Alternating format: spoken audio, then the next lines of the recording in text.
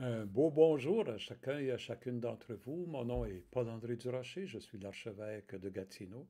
Aujourd'hui, c'est le jeudi 3 décembre, jeudi de la première semaine de l'Avent, et cette vidéo fait partie d'une série de réflexions sur les textes liturgiques, les textes bibliques que nous propose la liturgie eucharistique dans l'Église catholique.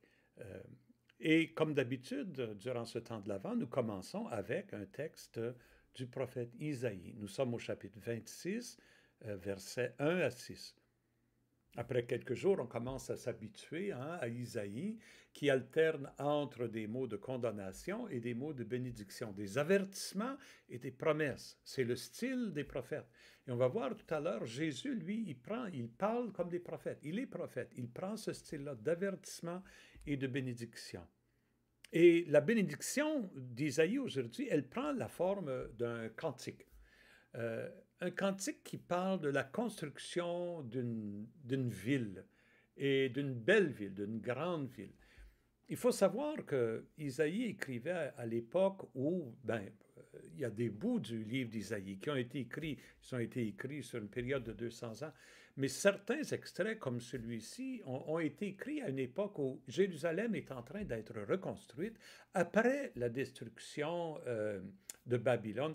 Il y avait eu l'exil, les Juifs s'étaient retrouvés à Babylone, le royaume perse a conquis Babylone, a détruit Babylone, les Juifs ont pu revenir à Jérusalem, mais là ils doivent reconstruire leur ville, elle qui avait été détruite en premier lieu par les Babyloniens. Et il y avait, on pourrait dire, ça n'allait pas aussi bien qu'on aurait voulu, il y avait des tensions, il y avait des controverses, pas tout le monde était d'accord, et disons que le rêve du retour était moins glorieux, la réalité était moins glorieuse que le rêve du retour. Donc voilà que Isaïe arrive avec un cantique. Il compose un chant, un psaume. On n'a pas la musique, malheureusement, ça serait intéressant, mais on a les paroles. Voici, en ce jour-là, quand Isaïe dit en ce jour-là, il est en train de parler du jour où Dieu va venir restaurer Israël et la création, où Dieu va venir détruire le mal et remettre sur pied un monde de bonté, de beauté, de tendresse et de miséricorde. On l'a entendu hier et avant-hier décrire ce monde-là. Donc, en ce jour-là, ce cantique sera chanté dans le pays de Juda, donc en Israël. Hein. Nous avons une ville forte, évidemment, la ville, c'est Jérusalem. Nous avons une ville forte. Le Seigneur a mis pour sauvegarde murailles et avant-murs. Ouvrez les portes, elle entrera la nation juste qui se garde fidèle. Donc, on a dans ce chant, ça commence avec cette ville forte. Il y a deux murs, un rempart, puis un avant-mur, un rempart devant le rempart. Et là, on crie ouvrez les portes et on voit la procession de la nation juste. Israël, si Israël est juste. L'idée, c'est que c'est seulement si Israël est juste, si elle vit selon l'alliance, qu'elle va être capable de jouir de ce jour du Seigneur. Elle entrera la nation juste qui se garde fidèle, fidèle à l'alliance. Et là, le chant se tourne vers Dieu pour louer Dieu, immuable en ton dessein. Tu préserves la paix de qui s'appuie sur toi. Hein, ce royaume de paix, il est immuable pour les personnes qui s'appuient sur Dieu, qui se confient en lui.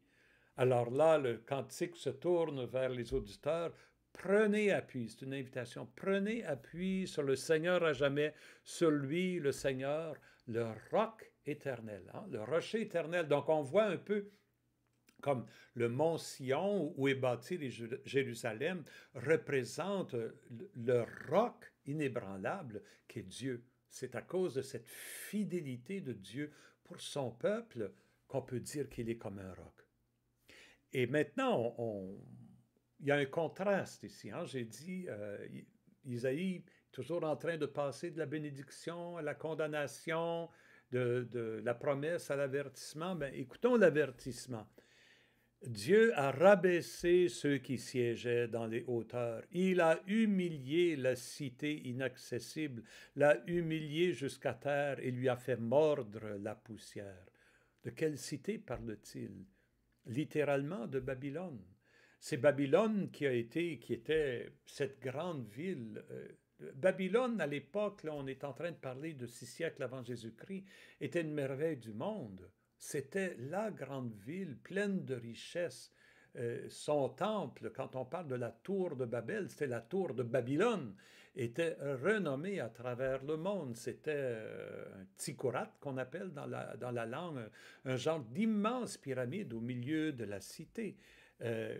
Les jardins, il y avait des jardins suspendus qui étaient une merveille universelle.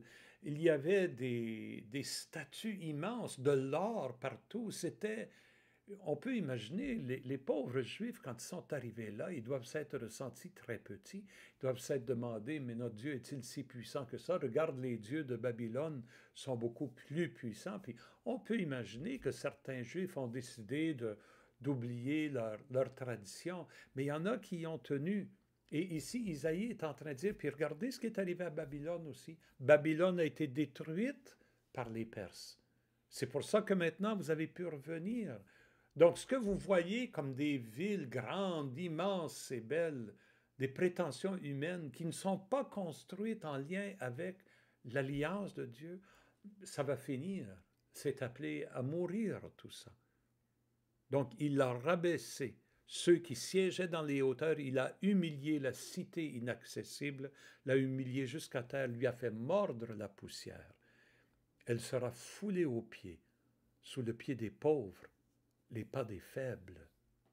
Et remarquez ici, j'aime beaucoup cette dernière phrase-là, qui demeure? La cité détruite, mais qui demeure? Les pauvres, les faibles. On a entendu hier et avant-hier Isaïe dire que l'alliance implique une attention aux pauvres et aux faibles, aux personnes qui sont dans le besoin. Évidemment, dans une ville où on célèbre la grandeur, la richesse, la gloire, on est attentif à ceux et celles qui réussissent, qui justement sont riches, qui sont puissants, qui réussissent dans la vie. On est attentif à ces gens-là, les pauvres, les faibles, on les néglige malheureusement. Et c'est vrai souvent de notre propre société qui est si riche et qui est moins qu'attentive aux personnes qui sont vraiment dans le besoin. Et c'est un peu la condamnation ou l'avertissement d'Isaïe que si on ne construit pas notre vie sur cette relation avec Dieu, sur l'alliance, ben, nous aussi, nous sommes menacés de cette même destruction ultime. Jésus reprend le même style que Matthieu, ce style d'avertissement et de bénédiction. Nous lisons dans l'évangile de Matthieu aujourd'hui au chapitre 7, versets 21 et 24 à 27. C'est la finale du discours sur la montagne. Ce grand enseignement de Jésus où, assis sur la montagne comme un nouveau Moïse, il proclame, on pourrait dire, un nouveau, aujourd'hui on dirait un code éthique, mais une nouvelle sagesse pour ses disciples, les béatitudes en premier lieu, mais ensuite tous les autres enseignements éthiques qui sont inscrits là-dedans. Le Notre Père fait partie de cet enseignement-là, la prière du Notre Père. Et il termine à la fin avec ces mots. En ce temps-là, Jésus disait à ses disciples, « Ce n'est pas en me disant « Seigneur, Seigneur » qu'on entrera dans le royaume des cieux, mais c'est en faisant la volonté de mon Père qui est aux cieux. » Et c'est intéressant ici que déjà on entend un écho du Notre Père. Simplement dire « Notre Père qui est aux cieux, que ton nom soit sanctifié », ben, on loue Dieu. Et c'est beau et c'est bon. Mais si on arrête là, et Jésus est en train de dire, on n'entre pas dans le royaume des cieux à ce moment-là. Non, la prochaine phrase, que ta volonté soit faite. Et le premier qui doit faire cette volonté-là, c'est moi. Donc, quand je prie que ta volonté soit faite, c'est apprends-moi à faire ta volonté. Apprends-moi à chercher ta volonté et à la faire. Et Jésus présente son enseignement comme reflétant la volonté du Père. Donc, ce n'est pas en me disant « Seigneur, Seigneur » qu'on entrera dans le royaume des cieux. Et rappelons-nous, c'est quoi le royaume? Le royaume des cieux, c'est l'intervention de Dieu qui vient restaurer la création et le monde pour faire jaillir la justice, la paix et la joie. Vous allez les apprendre, ces mots-là, par cœur. Parce que c'est la vision fondamentale des prophètes et de Jésus. Ce royaume qui vient, pour y participer, il ne suffit pas de louer le Seigneur, il faut faire sa volonté. Et là, Jésus a une petite parabole. La pluie est tombée, les torrents ont dévalé. Excusez-moi, j'ai sauté une phrase, je reviens. Celui qui entend les paroles que je dis là et les met en pratique, il est comparable à un homme prévoyant qui a construit sa maison sur le roc.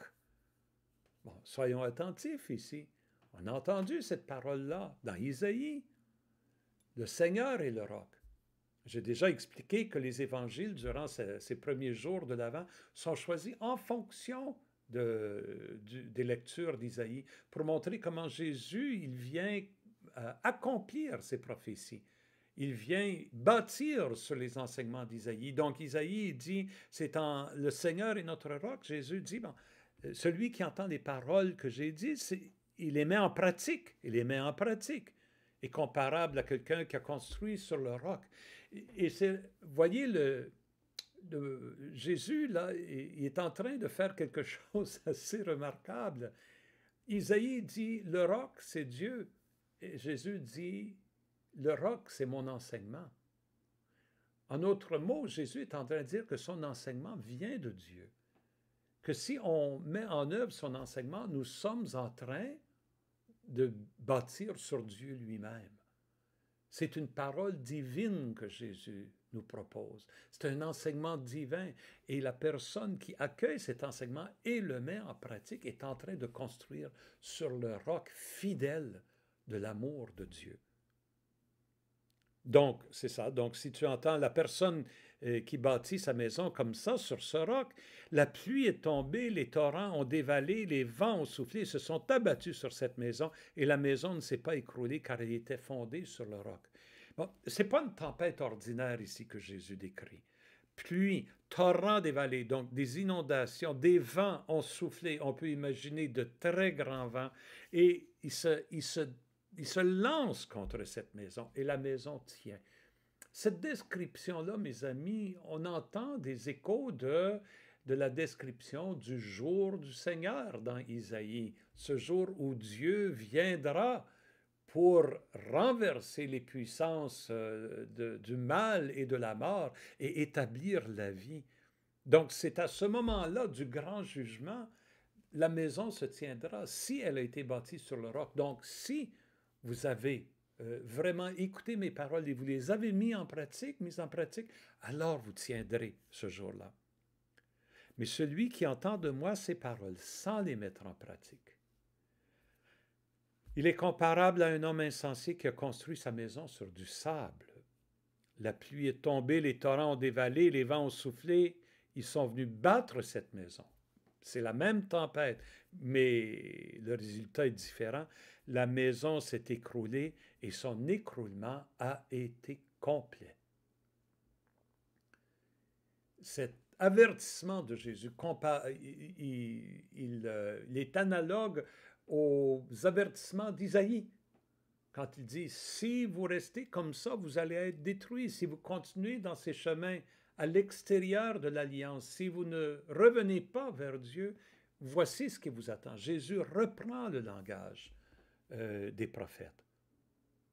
Bon, on peut écouter ça et puis on peut se dire, ben moi je connais bien du monde qui ne connaissent pas les paroles de Jésus puis qui ne suivent pas nécessairement son enseignement. C'est du bon monde, ils vivent une bonne vie, oui, hein, ils ont des bonnes relations, une bonne famille, ça va bien, bonne santé, etc.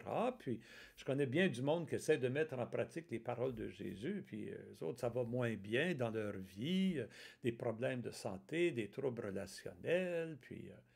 Bon, vous voyez, dans une perspective purement individualiste, c'est clair que si on réduit ça juste à notre individualisme et au moment présent, la promesse de Jésus n'est pas une garantie que ça va bien aller dans la vie. Mais ce dont Jésus parle, c'est une vision de l'univers lui-même, du monde lui-même, et un monde qui se construit à l'extérieur de la volonté de Dieu, qui se construit en marge de, comment on pourrait dire, de la vision de Dieu ou du désir de Dieu. qui se construit dans l'orgueil humain, dans la suffisance humaine, c'est un monde qui s'en va vers sa perte. C'est ça ce que Jésus est en train de dire. Puis mes amis, on n'a qu'à regarder le monde autour de nous.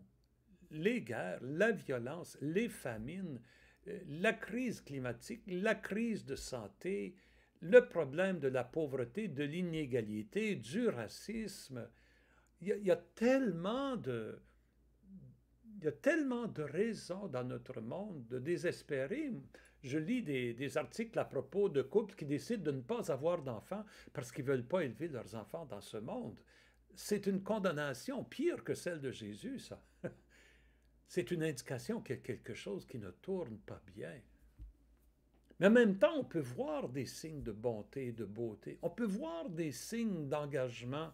On peut voir des hommes et des femmes qui se lèvent et qui disent non, il faut s'occuper de ce monde, en prendre soin comme un trésor qui nous est confié, non pas pour exploiter, mais pour chérir, prendre soin les uns des autres et surtout des plus petits, des plus faibles. Combien de personnes sont engagées dans des cuisines populaires, dans des mouvements de transformation de la politique, des situations du monde? Non, il y a de ces signes-là. Et Jésus est en train de dire, c'est là où se trouve l'avenir du monde. Alors oui, on peut être bien dans notre vie, puis on peut être béat, aussi longtemps qu'on ne regarde pas les nouvelles le soir. Mais si on regarde ce qui se passe autour de nous, on se rend compte que le message de Jésus, il est pour nous aujourd'hui. Donc l'Avent, mes amis, ce n'est pas juste un temps d'essayer de renouveler notre dévotion personnelle, c'est aussi un temps de regarder ce monde dans lequel nous sommes. Jésus est venu comme prince de la paix, s'engager pour la paix dans ce monde, autour de nous. Et dans ce monde, c'est faire œuvre de justice, c'est s'engager en faveur du royaume de Dieu. Et à ce moment-là, nous sommes en train de bâtir sur du roc. À demain.